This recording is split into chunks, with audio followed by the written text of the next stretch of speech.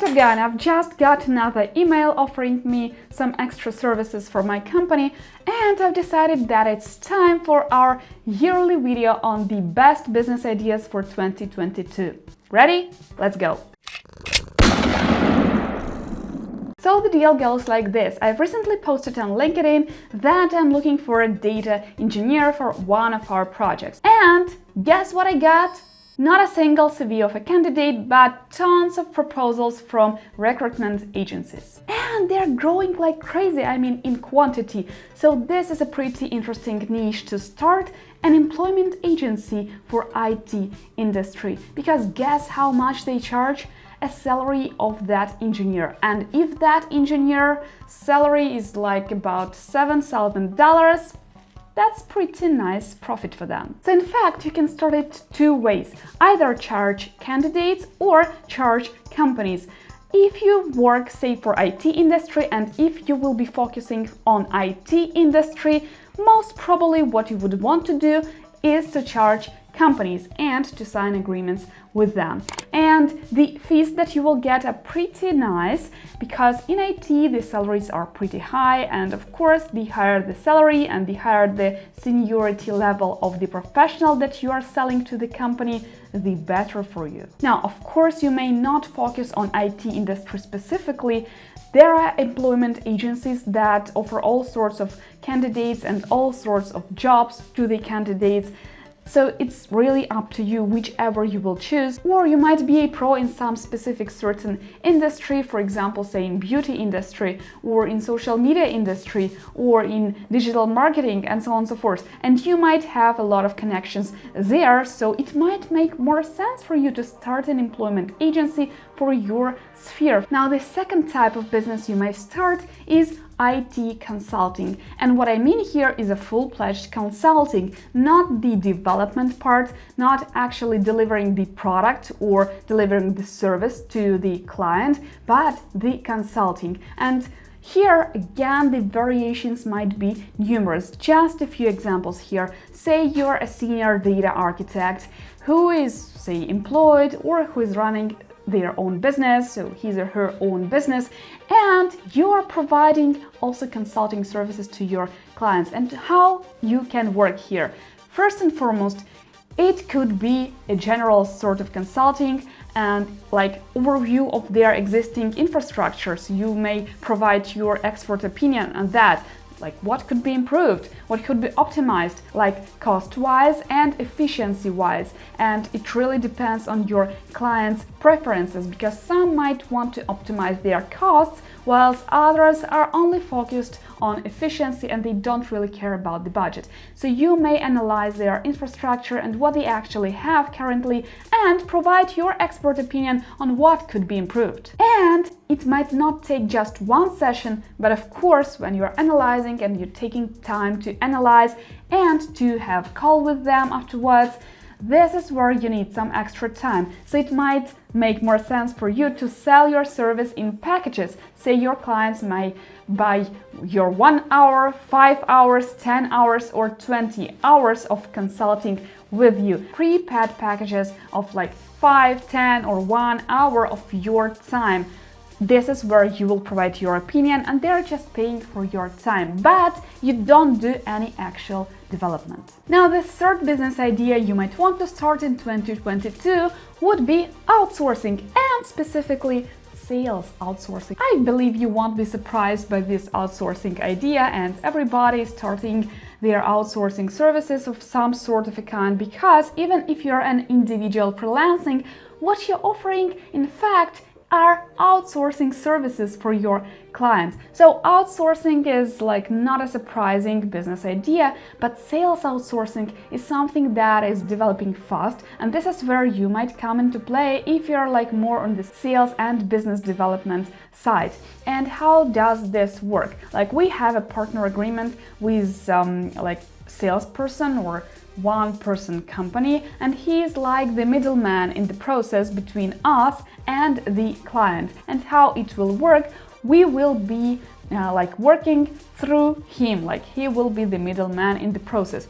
And how does it work for him? He finds several trusted agencies that he prefers to work with, and he seeks for customers in his local country, because in his country the demand for certain type of specialists is huge and we have the supply. However, there are certain things to be considered here, and the first one would be that your margin might not be that high as a middleman in the process if you work with teams, say, from Eastern Europe, because the rates of the developers in Eastern Europe and of engineers and of agencies are pretty much high, and if you are, say, providing the services for clients in Western Europe, that's not gonna work, because the markup will be so minimum that it wouldn't be even worth it. You might want to pair up with agencies like from Asia, from India, from Philippines. They have like lower rates, and it will make for you more sense because of the markup. The second way how sales outsourcing might work would be by providing outsourcing services for companies to sell their services. So what you basically will be offering would be a sales team for their companies. Like, many companies don't have the budget nor the inclination to hire the sales team to sell their services. They don't really know how to do sales, and that is the issue with many tech outsourcing agencies. It might make more sense for them to outsource their sales part to your team. What you might be offering here would be to send targeted emails from the name of that company to their target audiences, and you will be holding this communication on their behalf. And if you see that things are going right and that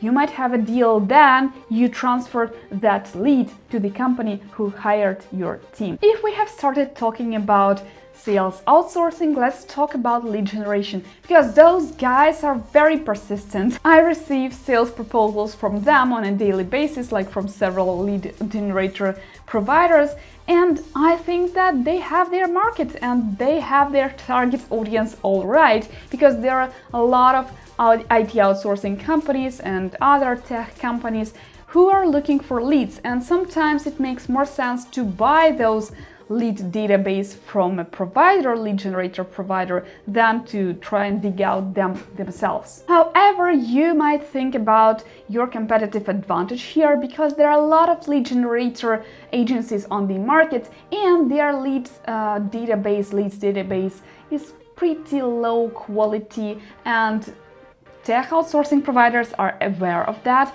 so you might want to be really specific with your proposal. Say there are some people who are targeting me with their proposals of providing me target audiences, like key decision makers for database direction, because they know that we provide data engineers, and that's why they are trying to sell me like this part of it. If we have started talking about sales, let me finish my thought here. So the next business idea you might want to start as a new business owner in 2022 will be social media and content writing for tech industry, because I've recently tried to find the experienced content writer who will be educated in the tech industry, and I couldn't find one. They either asked too much or were simply inexperienced in the tech industry. And as an outsourcing provider, I need someone who will understand what we are actually developing for our clients,